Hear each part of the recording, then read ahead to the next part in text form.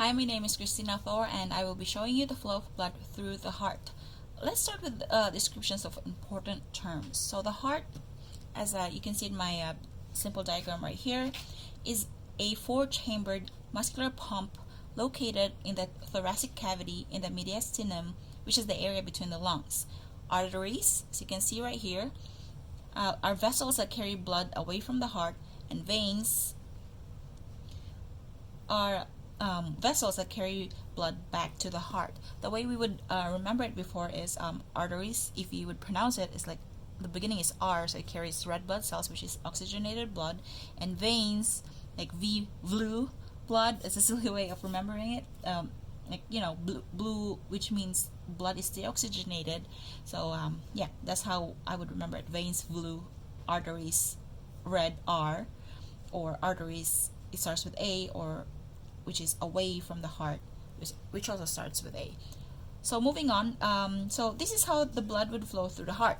First, the oxygenated blood enters the right atrium, which is right, this one right here, this section right here, through the superior vena cava, this one, and the inferior vena cava, right here. The superior vena cava receives blood from the head, arms, and chest, while the inferior vena cava receives blood from the trunk, viscera, and lower limbs. The heart has four chambers: the right atrium, the right ventricle, the left atrium, and the left ventricle, and four valves. These four right here, which we'll be naming later. The function of these valves is to keep blood from moving in the right direction and not flow backwards. So after the blood enters the heart through the superior vena cava and inferior vena cava, blood enters the right ventricle through this tricuspid valve right here. So this one is a tricuspid valve, which would be this one right here. It is called tricuspid, tri meaning three. There's three cusps in that valve. So, you know, that's why it's called tricuspid valve. After it enters the right ventricle, it exits this ventricle through the pulmonary valves and enter the pulmonary artery, this one right here.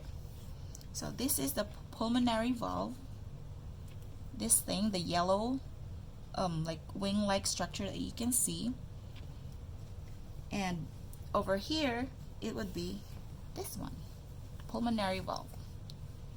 So it is pumped out of the right ventricle through the pulmonary valve to the pulmonary artery.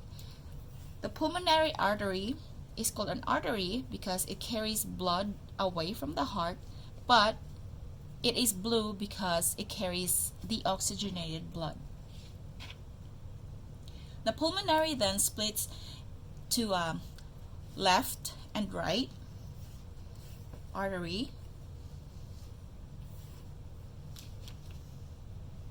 left and right. Let me just adjust it a little bit right here so you can see that. So the left pulmonary artery and the right pulmonary artery, and then the left and right pulmonary arteries sends blood to the lungs. So this goes to the left lung, this one goes to the right lung right here.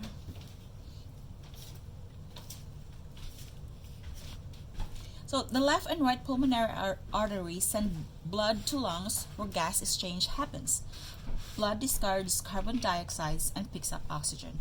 From then, the blood becomes more red because it's now oxygenated, and then it returns to the heart via the pulmonary vein. These veins right here, the pulmonary veins.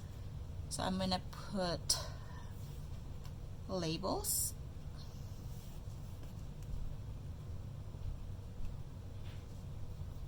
Sorry, this takes a while. There you go, the pulmonary veins, and enter the left atrium. Blood is pumped to the left ventricle through the mitral or bicuspid valve, which is this one right here. And on the cross section, it would be this one right here. That's the mitral or bicuspid valve. it's bicuspid because there's two cusps in that valve. Blood exits the left ventricle through the aortic semilunar valve to enter the aorta. So this is the aortic semilunar valve right here, which on this part would be this one over here. I don't have a label for it, I'm sorry. But anyway, so it exits the left ventricle going through the aortic semilunar valve and enters the aorta right here. So this part right here is what we call a ascending aorta. And this part right here is the aortic arch, which has 3 branches. The 3 branches which supplies oxygenated blood to the head and arms, and then after it passes through the aortic arch to the branches, the aorta the aorta then curls downward behind the heart, forming the descending aorta, which descends to the chest to the abdomen. From there, it then splits to supply the blood to pelvis and the lower limbs. So, so from superior vena cava, enter the right atrium, through the tricuspid valve, enters the right ventricle.